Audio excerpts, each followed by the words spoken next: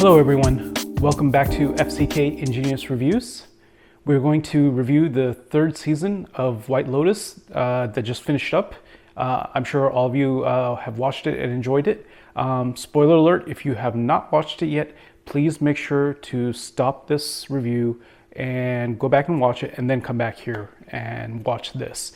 We don't want to spoil any surprises for anyone, and we don't want to ruin the show for anyone. So make sure you've watched it before watching this. But carrying on, I'm a big The White Lotus fan myself. I loved the first two seasons.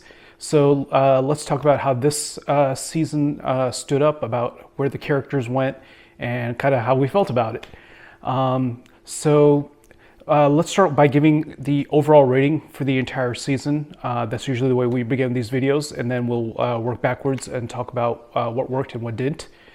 So my rating for this season overall is a 7 out of 10, which I would give it in a letter grade format. I would give it about a B. Now, for reference, I would have probably given the first season of the show a 10 out of 10. I mean, it was pretty much perfect. And I would have given the second season probably a 9 out of 10. I think that sounds about right. So I thought very highly of the first two seasons, but I found the third season to be a little bit more problematic, a little bit more cliche. It didn't have the snappy, intelligent writing of the first two seasons. Of course, I gave the first season a 10 out of 10, but the second season, the reason I gave it a 9 out of 10 is because we already saw the writing start to slip. Things started to become a little bit more formulaic. Things weren't as sharp. We see Jennifer Coolidge's character, Tanya, die in the second season. And, you know, the reason I didn't give it a 10 out of 10 is just because it was a little too obvious, you know, where they were going with it. You were hoping for something a little bit more kind of, you know, I don't know, more smart, I guess, for lack of a better term.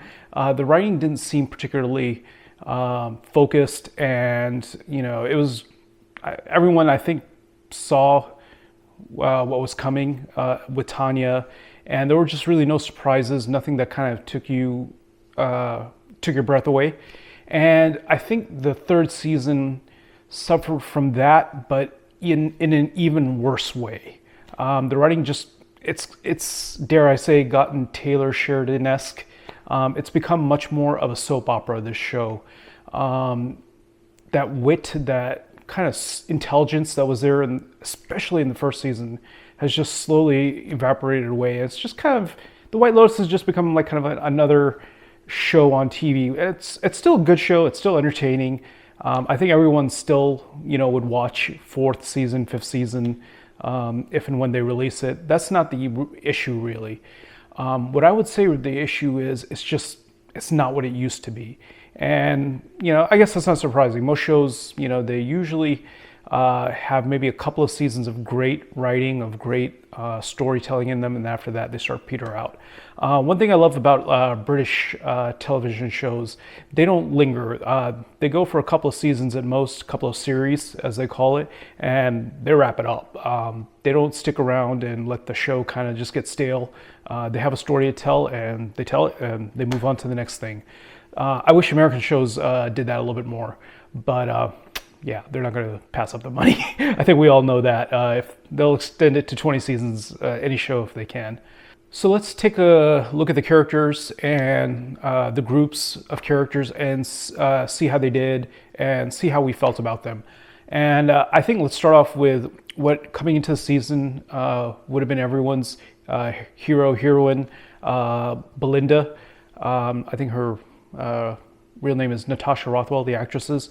I think we were all rooting for her from the second we saw her on TV, especially once we found out that Greg/Gary was going to be in this season again. And, you know, we had the entire comeuppance possibility with Tanya's murder last season. A lot of people were definitely rooting for Belinda to get, I think, the justice she deserved from being stiffed by Tanya in the first season. And then, you know, she kind of deserves all the laurels and praise because, hey, she's kind of our heroine in the show. She's the every person, like most of us. Most of us can't afford to go sit and enjoy a vacation in a place like the White Lotus. I think they used real life four-season hotels to film the White Lotus at. So yeah, I've never stayed at a Four Seasons, and who knows if I ever will, but it'd be cool to. But most of us, have never been in, as can't afford to go to a place like that. But through Belinda, we can kind of vicariously live out the dreams as she's living her dream out too. Because obviously, she probably wouldn't be staying there if not for like kind of the exchange program that the White Lotuses. Loti, what's the plural of lotuses? If they were not having that exchange, I think we can all agree Belinda wouldn't be able to stay there. So yeah, we wanted to see our girl have a good time, got her, enjoy herself, and then once Greg/Gary shows up, I'm just gonna call him Greg from here on out. But once we see Greg, let's see him get his comeuppance. And of course, as the story played out, at the end, Belinda became the new Tanya. She took Greg's bribe, essentially, and got made. From that perspective, I think that would have made a lot of people happy to see, Tanya come out kind of as a quote unquote winner, especially financially, especially after getting kind of stiffed by Tanya in the first season, that, hey, she can get her business going now, or, enjoy those $5 million however she wants. I think that would have made a lot of people happy at the beginning of the season. The problem is how she gets there. I personally liked the route that Mike White, the director, decided to take with Belinda. A lot of people, I'm guessing, didn't want her to come off kind of like villainy or morally dubious. But personally, I don't mind that. I think that's perfectly suitable for, any character. If there's one theme we've seen so far in the show, is honesty and doing things the right way really doesn't pay off. So honestly, should we be surprised that Belinda doesn't choose that way? It didn't work out for her before, and I think she just figured, screw it, I'm gonna get mine. Tanya's dead either way, so I might as well get mine. So I don't mind that the director decided to go that way. I thought it was good. I particularly like how they kind of mirrored Belinda and Porchai's experience with Belinda and Tanya's from the first season. I think we were all rooting for Porchai as well. Our guy out there, just seemed like a good dude, working hard and, falling in love. It's a shame that, Belinda couldn't, make it work with him in the long run, but I guess she saw dollar signs and it's like, bye Porchai. I hope she visits him. But it's unfortunate that, Porchai kind of gets tossed aside just like Belinda did in the first season. And, I wonder if we'll see anything with Porchai in any future seasons. That'd be interesting to see if they decide to give him a further arc, just like they did Belinda this season. Overall, though, yeah, I thought Belinda's story arc was, pretty good. I would even say it's probably the best out of all the characters this season, except for maybe one other. But overall, I was pretty satisfied. I felt like it was a good story, it was a good arc, and it resolved itself in an interesting way. So this was for me kind of the high point. Now the second group of characters, the Ratliffs, they were probably the other best storyline of the season, and particularly one group amongst them, particularly the sons, Lockie and Saxon. I thought their arcs were particularly interesting. It got better and better as the season went along. The parents, I know people are big Parker Posey fans, and she was fun to watch as kind of like, the I guess rich Southern lady. But the parents, I didn't find that interesting in the long run over the course of the season. I'm a big Jason Isaacs fan. loved him in everything he's been. Lucius Malfoy, of course. He's awesome as a villain or any kind of shady character. Everyone loves him. But I thought they focused way too much on Jason Isaacs basically hitting up that lorazepam, getting drugged out, and really not taking that arc anywhere. We spent way too much time with him in a drug state, imagining different outcomes of what he's going to do, how he's going to do it. And if there was a little bit more payoff there, it might have been worth it. But looking back at it now, it just feels like a giant, colossal waste of time that they should have probably invested in other characters. If I was to rewatch this season, I would probably forward through a lot of Jason Isaacs' scenes, just because we know in the end it doesn't really lead anywhere. It would have been cool to see the Ratliffs kind of get their, not comeuppance, but see the after effects of course, Jason Isaacs' case, see what actually happens to them when they get back to the Carolinas, and the after effects of that. It wasn't particularly interesting. What was happening to him within the White Lotus, to me at least. Maybe there's a reason for that. I grew up in the South, and I'm very familiar with the families like the Ratliffs. I don't know if I know anyone quite that rich, but I knew a lot of rich Southerners. And I guess for me, that's not exactly a novel storyline. I've seen plenty of that in real life. I've seen plenty of Parker Posey's character. What's her name? I'm forgetting her name. But I've seen a lot of her in the real world. I've seen a lot of Saxons in the real world too. Just the Southern bros. They nailed his clothing aesthetic perfectly. When I saw him in the first scene, I was like, yeah, I know that look. I've seen it. I grew up around that, so it was very familiar to me. The dynamic with the kids was definitely a lot more interesting, as I said, particularly between Lachlan and Saxon. Unspeakable things happened there. And it was interesting kind of see the fallout. Saxon's the super douchey guy, from the first episode forward. But amazingly, we kind of see him in a more human form, in a more realistic way by the end of the season. And that's actually a pretty good job done by, I would say, the storytellers. They made him a very human character that, people can relate to. I don't know if you want to go quite the route that he had to go through to do that, but hey, whatever works. But yeah, it's interesting to see Lachlan's journey from kind of like the quiet, reserved kid to kind of coming out. I don't know if that's quite the right word, but he's coming out of a shell and, finding himself, finding what he likes and what he doesn't like. And he begins to express himself.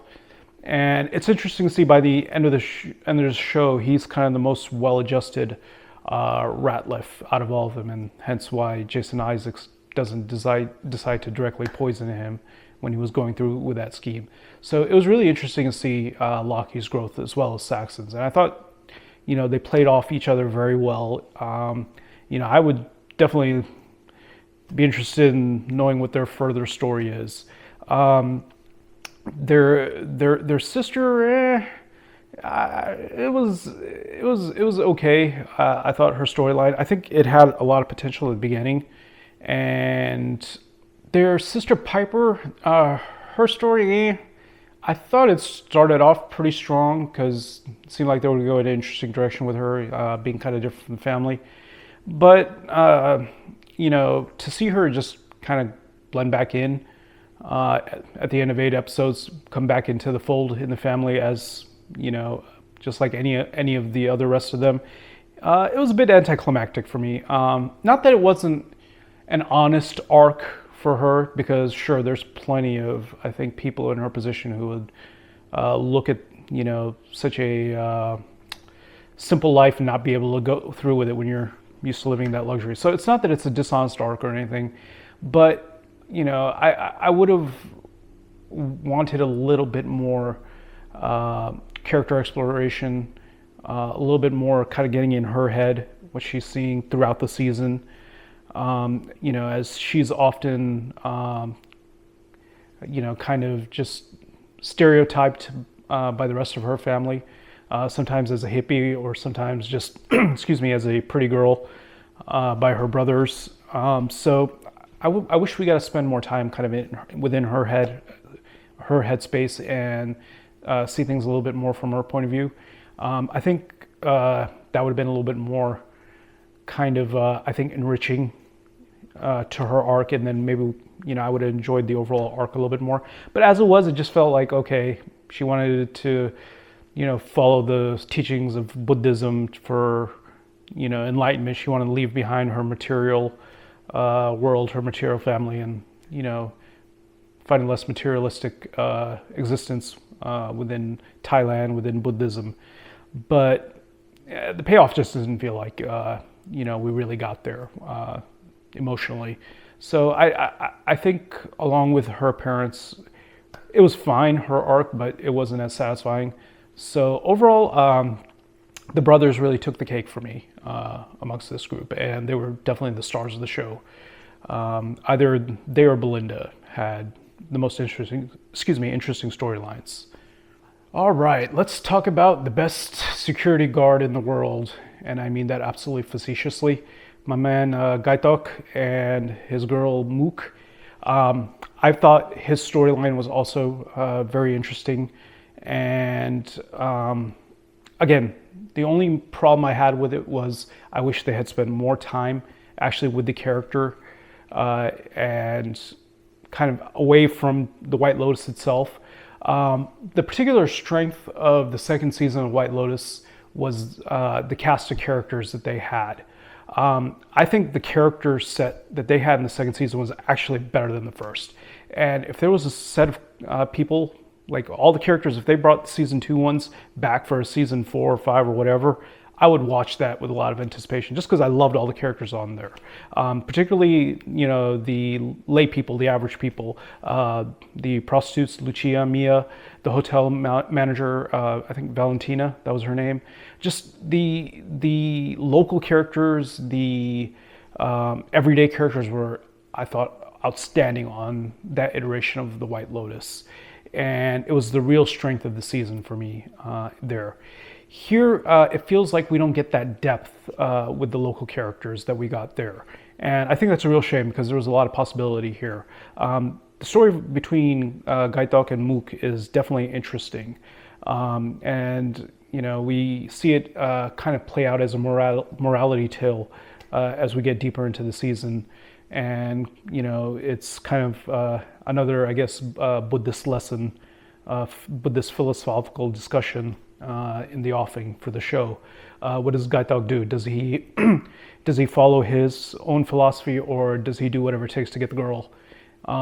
Mook is definitely not a good influence on him. I think we can all agree with that. So in the end, of course, Gaitok shoots, what's that guy's name? I'm forgetting his name. Walter Goggins' character. And, he gets the promotion. He becomes the bodyguard for Sritala, and he gets everything he wants. He gets Mook, he gets the nice job, but all he had to do to get that was pretty much sell his soul and really kill himself. He as much pull that, trigger, and he put that bullet within himself as he did into Walter Goggins' character. I think his name was Rick. I liked the arc that they took there, but I just wish we spent more time, on it outside of the White Lotus with them, the same way we did with the season 2 characters. I don't think that Gaitok will have a good ending long run. He's an interesting character, and I'm not sure we'll get to see him in any future season. I would bet against it heavily, but if we did, I think we would find him very unhappy and probably a kind of like morally bankrupt guy, in the sense that he got everything he wanted, but it cost him, everything he was inside. he will never be happy with Mook. Mook is completely the wrong person for him as a partner. She will only bring out the worst in him, and he'll keep having to do things to make her happy that make him unhappy. And anytime you get that kind of situation, you're screwed. So my man Gaitok is not going to have a happy life. He's not going to have a happy ending, unfortunately. So it was good. It was an interesting choice to see how his arc played out, but yeah, he's awful at his job. I don't know how he's going to be a good bodyguard either for Sitala. And I mean, how the heck did he become a security guard in the first place? I was trying to figure that out, but I mean, he got the job, I guess, originally. But the rest of the local characters like Sritala, her husband, and I guess their personal bodyguards. I was like, we didn't really spend much time with them. They were, we didn't get any depth with them, so it's hard to really comment much on them. As far as the rest of the hotel staff goes, the Russian gangs, those three guys, it was an interesting story. While it was going on, I was hoping for a little bit more payoff with the robbery, but it's interesting, I guess, from a morality point of view that Gaitok, let them essentially get away with the robbery. His morals allowed that, but it didn't allow him. His morals didn't stop him from murdering Rick, right? So that was an interesting kind of storyline. I thought I enjoyed it, overall in the season, even if it really didn't go anywhere in the end. I thought they were interesting characters. I think it would be fun, to do a follow-up with those three guys, see what they're up to, kind of like in a year or 6 months or whatever, see what kind of shenanigans they're going into. They provided definitely a few of the highlights of the season, some comedy, maybe unintentional comedy, but there was some good stuff going on over there. So I thought they were interesting characters, not maybe particularly deep, but that's okay. They didn't need to be particularly deep. But otherwise, as far as like the hotel staff goes, of course, Gaitok and Mook were definitely like the stars. My man Borchai was, I think we all love him, but we didn't get to spend much time with him, and unfortunately, he didn't get to spend much time with Belinda either before she, got the heck out of there. So he ended up screwed either way. The next set of couples was also pretty interesting to me. The old-young combinations, Rick and Chelsea and Greg and Chloe. Just to see the power dynamics there between money and, I guess, sex. That was really... the purpose there. Just like I guess in season 2 you saw with the young couples, how power and sex, kind of drove their interactions with each other, especially the two males. Here we see it more kind of how it affects, with the age gap. I thought the storyline of Rick and Chelsea was sweet, but it was too easy. It was too facile. It felt pretty lazy. It was telegraphed from pretty much the first second. We get innumerable hints throughout the season that Chelsea is going to die, and she's Cassandra. She's the canary in the coal mine the entire time about death coming, and something bad's going to happen. So it didn't feel like it was particularly effortful. It was particularly intelligent to just end the season with her and Rick dead, star-crossed lovers, as it were. And it felt like that was when the writing really started to get soap opera-esque. I really felt a lot of disappointment there this season. The characters themselves were interesting. The characters weren't the problem. It's just how they were kind of developed, and their ending, it was just it was too easy. It was too predictable. There wasn't much done there, or there wasn't nearly as much done as could have been. Of course, we all love the villain of Greg. We want to see him get his ass whooped for what he did to Tanya. We don't get that. We get to see him enjoying his life and with his girl and whatever weird fantasies he has. Will he get his comeuppance in future seasons? Who knows? Maybe not. If 3 seasons of White Lotus have really reinforced something to me, it's that the rich really don't face consequences for their action. They pretty much always, get out of it without any harm, which was kind of one of the problems with the Ratliff's arc as well. I figured that nothing would happen to them actually within the show. Sure, once they get home, yeah, they might be facing problems, legal problems and whatnot. But during the arc of the show, we really don't see anything, bad happen to them outside of, certain relationships between brothers, or, a bad pina colada maybe, but nothing catastrophic. And, Mike White, the director, the creator, you can tell he really protects his rich characters, and I think that's obviously a statement about how he sees wealth, and it's kind of like a thesis for the White Lotus. Rich people don't face consequences for their actions.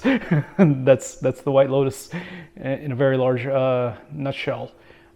Maybe you can argue Tanya does, but you can also argue Tanya was a very innocent character. She wasn't vindictive or cruel like a lot of the other rich people are. She was cruel to Belinda, but not in such an obvious way. I would describe that as very different from most of the other rich characters. So in general, yeah, the rich characters don't get what's coming to them, quote unquote, in this show. So yeah, the Ratliff's story arc was, to me, pretty telegraphed because of that. Because I didn't figure they would really face any true hardships while they were at least at the White Lotus. And we're going to see that, I think, with Greg. He's not going to face any hardships. He's not going to get his comeuppance in future seasons. I think that would deviate from Mike White's philosophy that he's shown so far. So no justice for Tanya, unfortunately. He's going to enjoy his yacht, his girlfriend, and his weird ways. Rick and Chelsea, unfortunately, will be yin-yanging in the White Lotus pools, or in those little ponds, unfortunately, for the rest of the time. It's sad, unfortunate, but, hey, star-crossed lovers, all that good stuff. Okay, and that brings us to my least favorite group, the Blonde Squad, or the Blonde Mob, or however they're being called. I found them to be pretty boring and pretty predictable. Again, when I was talking about earlier why I felt that this season was a 7 out of 10, a large part of it was just because all the character plots were extremely predictable. And as I said, the rich do not get their comeuppance in this show. So everyone was thinking that, oh, these 3 catty women, these 3 rich women, it's going to be fun to see them, getting their claws out against each other and see everything blow up. I didn't figure it would happen, and in the end it didn't. Basically, they were catty towards each other for 8 episodes, and then nothing happened. Lori gives a big speech at the end about, time and, how that defines her life and whatever. And I know a lot of people love that speech, apparently, from the last episode that summed up their arc for them. It didn't do it for me. I didn't quite agree with the thesis of the speech either. That's, in my opinion, not enough. Time is not enough. And sometimes just because you're in a relationship doesn't make it good. you have to think about it a little bit more deeply, I guess. But maybe, from one perspective, that's in line with Lori's character. She doesn't look at things from a deeper perspective. She just takes a very superficial point of view on things, and she just kind of doesn't work to change what's going on in her life, as her friends criticized her for, rightly so. So maybe it's also keeping with the character, but it didn't make for an interesting arc or season. I felt most of the time with them was pretty wasted. There was some good moments of comedy, particularly Lori. I think her actress's name is Carrie Coon. She was hilarious at times with her facial expressions, particularly when she was escaping from Vlad's home, and his girlfriend's coming after her, smacking her out the window. That was hilarious. There's some good stuff there. But otherwise, yeah, a lot of the scenes just dragged on. I was like, it was like I couldn't stop feeling every time they came on camera that there's going to be absolutely no payoff for this. They're going to show him just being kind of catty, and then in the end, there will be nothing learned. There'll be no grand lesson, or there won't be any payoff, and that's exactly what happened. Maybe another problem is because, I know a lot of real life people like that, so maybe it's not interesting to me. But I think everyone knows people like that, so maybe that's not anything unique to me or anyone else. But I don't know. I just didn't find it interesting. Maybe you guys did. Maybe this is the one thing that most people will disagree with me on as far as the season goes. But I thought their arc could have been completely cut off this season, and the show would have not been poor for it. They could have focused on other characters, and we would have had a richer show. If we had spent all the times of the three blondes instead on the local characters, the show would have been a lot richer for it. I think it would have had a lot more texture. And as a whole, that's what I would say was the problem with the season. It just, the payoffs weren't there. The intelligent writing wasn't there. That was especially there in the first season. It's just a lot more soap opera stuff, just like the three blondes and watching Jason Isaacs just spin around. I felt like I was watching a Taylor Sheridan show so many times, and it was kind of jarring. Don't get me wrong, I still love The White Lotus, and I would continue to watch future seasons because if nothing else, it's entertaining, right? Not every show has to be deeply intelligent. It doesn't have to be, deeply moving. It's great if it is, and we're all better for it, if The White Lotus can do that. But if it can't, it's still entertainment, right? So my hope is that they'll kind of do away with the whodunit kind of theme in the next season. You don't have to show a dead body in the very first moments of the show, and we don't have to try to figure out who got murdered and whatnot. I think that's a little played. Just show people on vacation and how they're interacting with each other, how they're interacting with locals, what the locals are up to. I think that's good enough. At this point, you can't keep doing murders at this hotel because I think at this point people would stop going to a real life hotel chain that was, where every year basically, there's a group of people who get murdered at this, hotel chain. I for sure would not be too interested in going there concerning their homicide rate. But yeah, it's I think the show is popular enough, it's famous enough to stand on its own merits. It doesn't need like gimmicks like a whodunit thing anymore. I hope they keep making more seasons of it, and it's okay if you can just tell interesting side stories. It doesn't have to have anything grand or life-changing as far as story goes. Just tell simple, interesting stories, and we'll still enjoy it. I think no one's going to complain that they didn't at least enjoy The White Lotus. Was it this season? Season 3, was it as good as the previous seasons? Definitively not for me, but it was still entertaining, and I'd still watch it from start to finish. If I did a rewatch, I'd probably fast forward through some portions now just because I think they're boring, especially now that I know the ending. But I'd still watch it. So yeah, once again, I give the show, the season of the show, 7 out of 10. Let me know what you think in the comments below. What you would rate the show for this season. If you agree, disagree, that's fine. I don't take anything personally.